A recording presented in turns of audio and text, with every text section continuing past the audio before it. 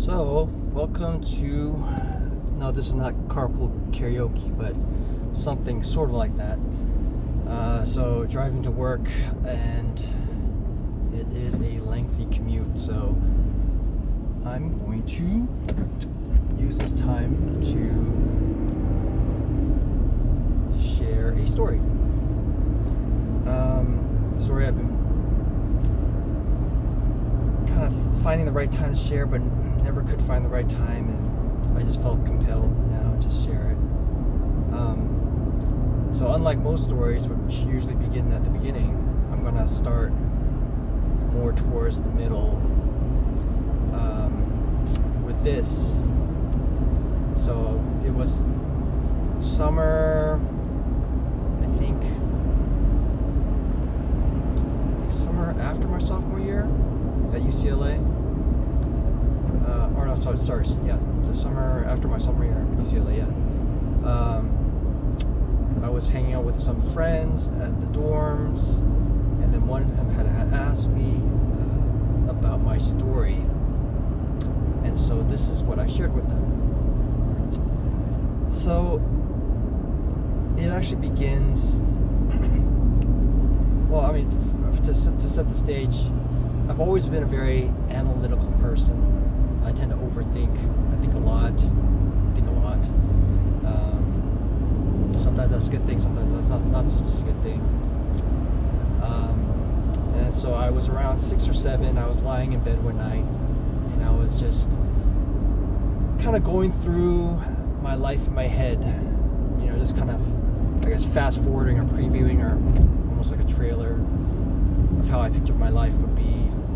Kind of pictures myself growing up, going through middle school, high school, college, getting a girlfriend, getting a job, getting married, getting kids, growing up, growing old, etc. And then I just kept kind of going through, and then eventually I got to the end of that. And then it hit me. I was thinking, what happens after you die? Are you aware that you're dead, or do you just completely cease to exist? Are you just kind of floating around somewhere, or are you just like nothing? There's just nothing. And I think the latter part, I think the former part, it wasn't so much that I was scared of dying, if it meant, still being aware, some kind of consciousness, you're floating around like a ghost or something. But what scared me most was the idea or the possibility that I could just all of a sudden cease to exist. Nothingness for the rest of eternity, infinity. And so that scared me. So I remember the next day I went to my mom, and I was crying and telling her, one day I'm going to die. And then she said something to me like along these lines, like, silly boy, I'm going to die before you do. So obviously that didn't make me feel better, because then it struck me, something that hadn't occurred to me before, that my parents are going to die one day. One day I'm going to be living life without my parents around. And so I was crying even all the more. And then this is kind of where it's hazy. I don't know how it happened. My guess is that it had to do with something with one of my friends or classmates. But I ended up going to Sunday school, which is kind of weird if you think about it, because none of the members of my family go to church, or went to church at that time, or even now. So that was kind of weird. But so I don't remember what happened again. I was very young, but I just remember going to Sunday school, and it was there that I learned about heaven, where you would be after you die. And so that brought me great comfort, to learn about that. And so I was in Sunday school, and, like a lot of things that I did when I was growing up, it was hard to really commit. I actually took piano lessons for I think a couple of weeks.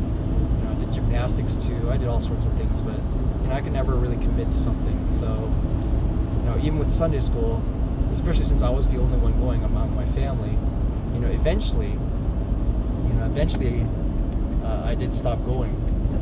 But the thing is that time that I spent, I think I could say that basically forever changed my life, because what I learned during that time, what I was exposed to, it stuck with me all my life.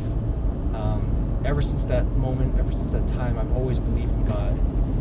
There's never been a time that I haven't believed in Him since that moment. And I think starting off, I was praying each night, but then over time, the prayers became less and less frequent. It became almost like writing to a pen pal in a way. Kind of like, oh dear God, I haven't prayed to you in a while, so here's how I'm doing, here are how things going, etc. So it became more and more like that, so less and less frequent. But at least like those kind of prayers to God. I mean, I would still kind of speak to Him, I guess, throughout the day, every now and then. Just looking up and just knowing that He was there, I guess, even just feeling His presence, but just not. I guess not to the degree that a strong Christian would be. That said, growing up, if you had asked me what I was religiously, I would have said that I was mixed. Kind of like how there's mixed ethnicities. I was mixed religiously, and what I mean by that is that I kind of picked and choose different parts of different religions. I mean, we learned different religions in school, and I remember hearing different sorts and thinking, oh, that part of that is, sounds right, and this part of that sounds right. So I kind of cobbled together, kind of my own set of beliefs based on, this and that. I mean, if you asked me, I might have said, maybe I was like 50% Christian, maybe a quarter Buddhist, a quarter other things. Buddhist being, that's kind of the background that I grew up in, my household. So that was kind of where I stood for pretty much most of my life. And it wasn't just religions too. I mean, one of the things I used to do too was I used to collect like the little fortunes from fortune cookies. Anything saying that I felt like was, oh, that's that's right, that's true, and I would actually stick them on the hutch of my desk too. So I had a kind of a collection of fortune cookies. And so so that's how I was most of my life. And then that gets me to the beginning of the story, which was again the middle of the story, which was my time at UCLA. And my friend who had asked me about that story, which I shared with her. And then so her natural question, follow-up question to me was, have you thought about going back to church? And so, I'll be honest, well, at least with you, I wasn't with her. But I mean, I really didn't want to go back, just because, especially during the time at UCLA, I mean, I didn't want to give up my Sunday mornings. I didn't want to, I like sleeping in, I love sleep. And especially in high school, I worked really hard, so, and, college was, I wouldn't say it's hard, but, weekends you want to play around. That's just how it works. So just the idea, I mean, and I had friends who went to church too, and I just remember thinking we'd stay up late, having fun on Saturday, and then they would still have to wake up early in order to go to church, and just that really did not appeal to me. I didn't really want to do that. But when she asked me that question, then, of course I didn't answer it that way, but I answered it this way. So what I said was, well, if God wants me to come back, I believe He'll call me back. So that was the answer that I gave. So later that night, that was one of the moments I kind of, I said I kind of treated God almost like a pen pal in a way. So that was when I was writing to Him, praying basically. And then so I actually prayed to God saying, what I said today, I do hope that's true. That if you really do want me to go back to church, that that you'll call me back, that you'll, give me signs, lead me back then. And one thing I will say, it's amazing how prayer works, especially when it's aligned with something that God wants. Because God doesn't force us to do things, He gives us freedom. So, and when we, with our freedom, choose to, follow Him, or when we seek Him, He'll allow us to find Him. So it's interesting because during that summer, just a lot of different things happened, or I should say that summer, but basically from that point on, there was just a lot of things that happened. All things that you could say are coincidence, but yeah, I mean, I just more opportunities came. One of my friends had invited me to an event on campus that his church was doing, or ministry was doing, and I remember hearing the pastor speak, and just the message really appealing to me. And then I was also, another kind of interesting thing, I ended up taking psychology, and then that's when we were learning, one of the things we were learning, or I guess going over, was there was this pamphlet that we read, which was a dialogue between two people, and kind of discussing about, what makes a person a person. Is it a physical, or is it something more than that? And it just raised a lot of questions in my mind. For example, like if there was someone that appeared before you who was just exactly like you, looked exactly like you, talked exactly like you, personality, everything was exactly like you. Is that person you? Or are you you? Naturally your answer should be, you are you, they are not you. But then, so yeah, the question was that, then, well, what makes a person? If you again clone exactly like you, what makes that person not you? So all those kind of things, just thoughts came into my mind that made me ponder and kind of think about things, I guess, beyond the physical. I'm hoping I don't get in a car accident while I'm doing this. But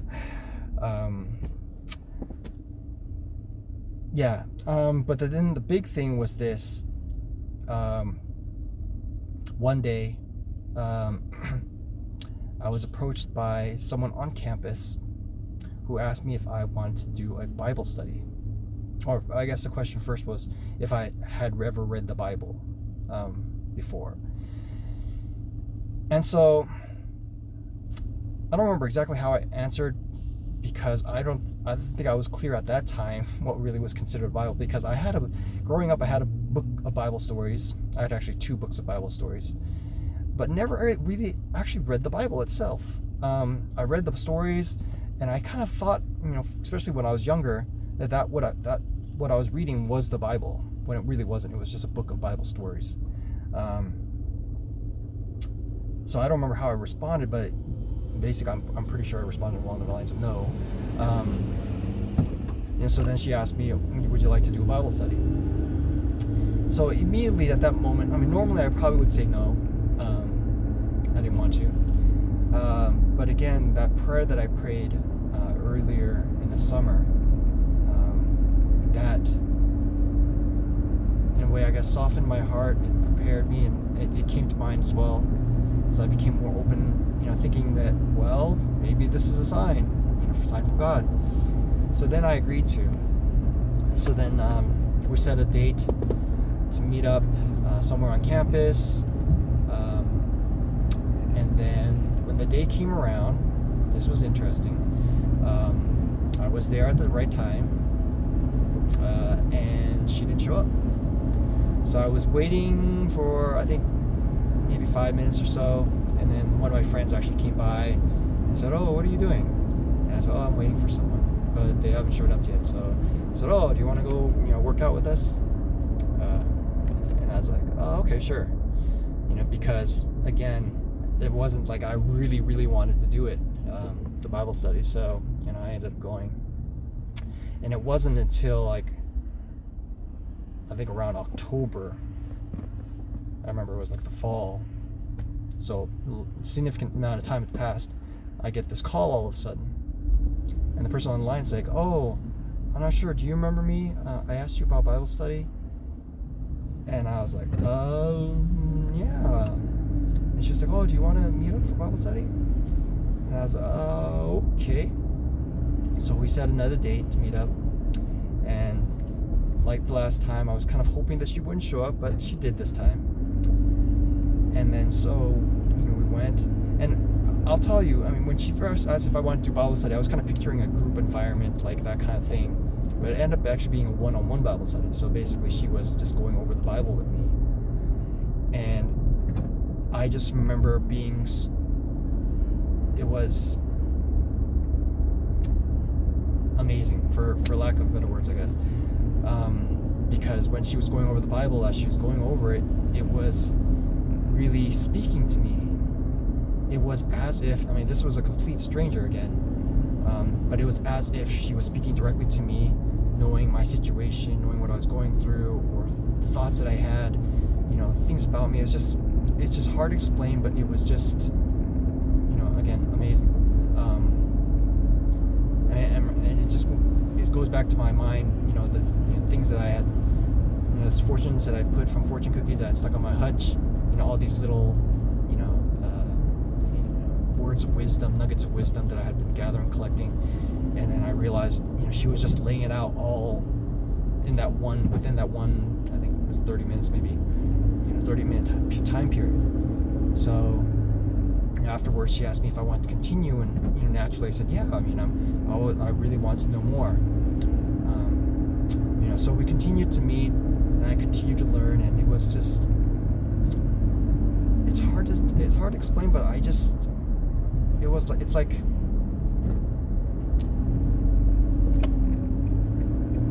don't know, like, you didn't realize how hungry you were until you started eating. It's like you go on a date, or several hours without eating, and then after a while you kind of get numb to it. You don't really feel hunger, but then the moment you start eating something, then you're like, oh, I'm really hungry. So it's kind of like that kind of feeling. So I was just just kind of really going into it. And I had one thing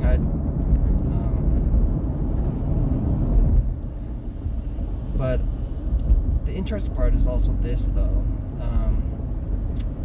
And I guess this part where I'm kind of like, I feel like maybe my testimony is a little bit weaker than some others. There's a lot of people who, once they have an encounter, with Jesus, with God, they can talk about how their life, completely changed, 180, or completely, maybe they were like drug addicts or something, or they had, or they were part of a gang, all sorts of things, and they completely turn around their lives. So for me, I always felt like my testimony was weak because, I always felt like growing up, I was a good, quote unquote, good person. Like I said, I was heavily influenced by what I had been exposed to as a child. The teachings of the Bible, they really kept me pretty moral, I guess, or at least that I had the sense of morality, that I want to be good, and there are things that I shouldn't be doing. Whether or not I did them, that's a different matter. But at least I was aware of what was right and what was wrong. So I tried to be as good and upright as I could be, and I felt like I did a pretty good job too. So even as I was learning the Bible during this time, I felt like this is something that was helping a good person, me, become even better. But along the way, as I was going through this, over time, it really struck me. I became more and more exposed to things that I hadn't seen about myself before, or not really known, and didn't really see as bad things, or really bad things, I guess. Things like my own, arrogance, selfishness, etc. All these things kind of became exposed to me, and I became more and more. It hit me more and more why I needed Jesus. Kind of seeing Jesus and seeing the standard that He had set, and seeing how far I was off from it, and then basically wanting to be more and more like Jesus. So, but at the same time, I think like most Christians, there's this ongoing wrestle between what you know to be good and right and true versus your own life. And what I mean by that is that I mean, you know what is right, you know what's good, but then you still want to live your life in a way. You want to be in things that are not quote unquote of God. And so that was kind of the struggle that I had, so I would be reading the Bible, but at the same time I'd be going out, having fun. Not saying that you're not allowed to do that, but it was just, there was just a lot of conflict between the me that I was versus the me that I knew God had wanted me to be. But ultimately, I realized that I just couldn't kind of live this double life in a way, and that I didn't want to kind of quote unquote be in charge of my own life. And what I mean by that is, in life,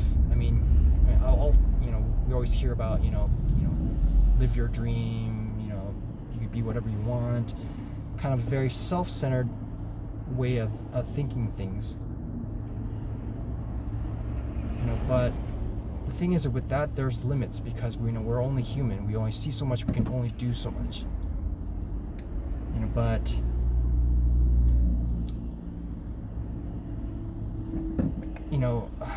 it's like going through a forest, a heavily dense forest.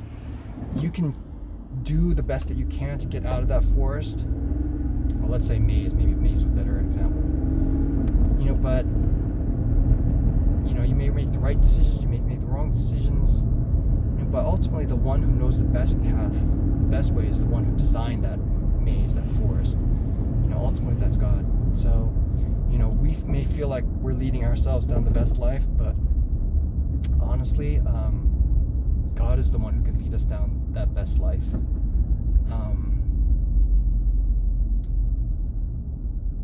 And again, not just for his good and for the good of others, but for our good as well too. So it's one of those things where the saying is, if you aim for earth, at best what you'll get is earth.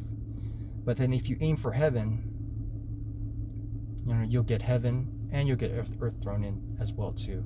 Meaning that, it's not that like Christians only think about heaven and that's it, and that's what God gives to us. But he gives us the best life here on earth as well too. And that's not to say that life is perfect for Christians, but the thing is, it's different because even when bad things happen, and they will, there's a purpose, there's a meaning behind that. We believe that as Christians, that when something bad happens, that it's not necessarily that God caused it to happen, or but that God can use that in some way. There can be purpose and meaning behind that. Versus if you don't believe in God, it's kind of hard to. Everything is kind of random. Everything that happens is random. It could be meaningless. It could be purposeless. But with God, there is nothing that's meaningless, nothing that's purposeless. There is something. You may not know what that is, but there is something, and that kind of assurance is just, really comforting. So.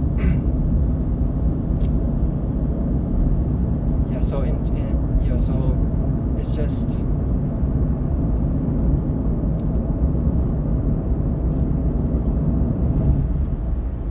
how should I put it?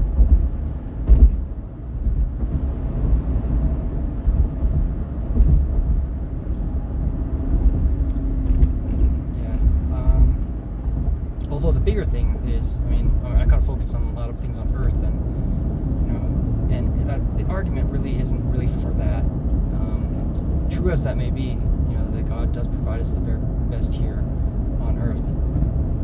But the thing is, the more important thing is that he provides us with heaven after our time on earth. So, I don't know, again, there may not be concrete evidence, not the kind that some may desire, some may want. There is an element to faith with this, but I can say that from everything that I've seen, witnessed, experienced, all my life I've believed in the existence of God. It was Jesus that I was kind of like iffy about, I think, growing up.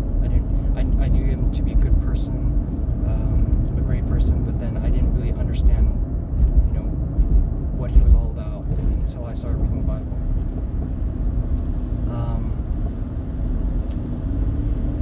So where am I going with this?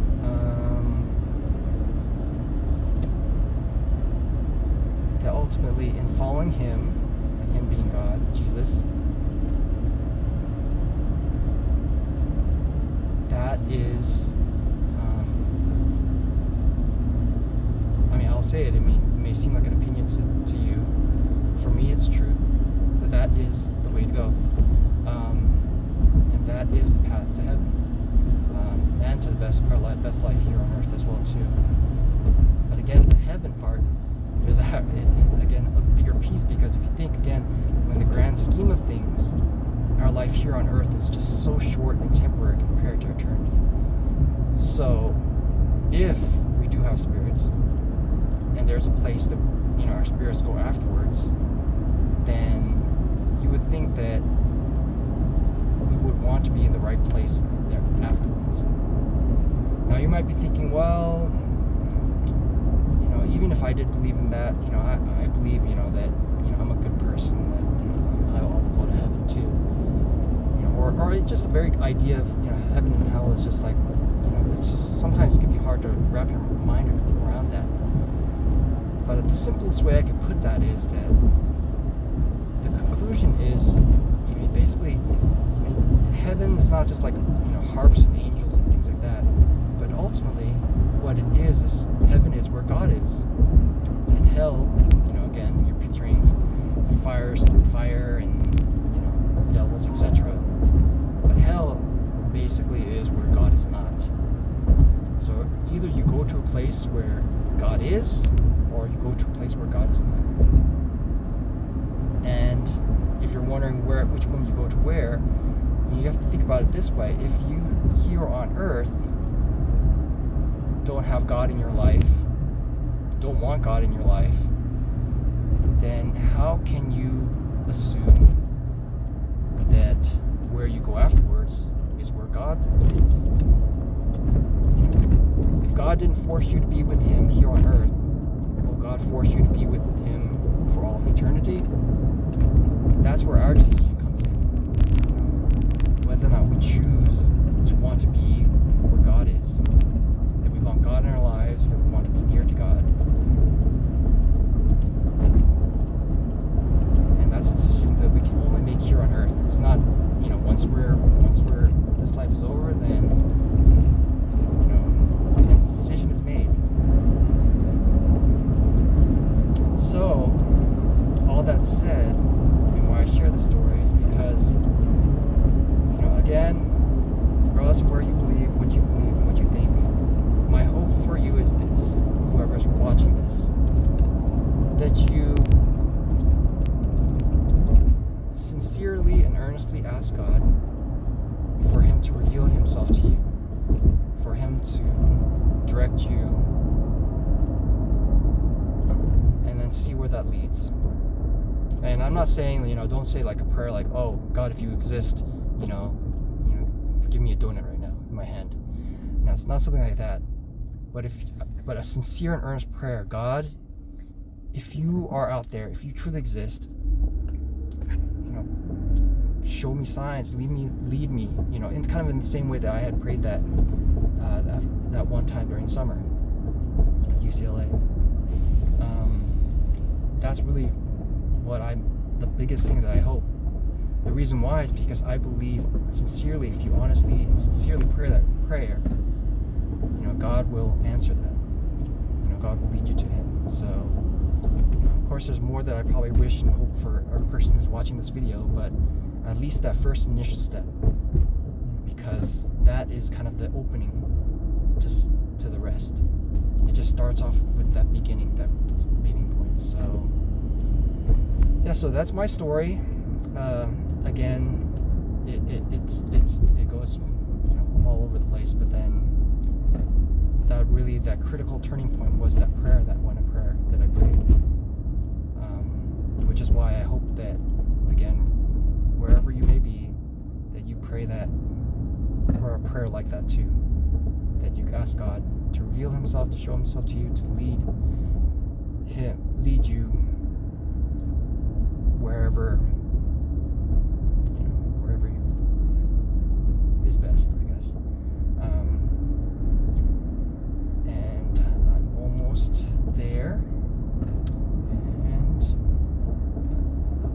great, that's over 30 minutes. I'll have to do some editing. All right, I will leave it at that. I might have to crop out. Maybe this part won't show up. And this car is taking up 2 lanes. Okay, bye everyone.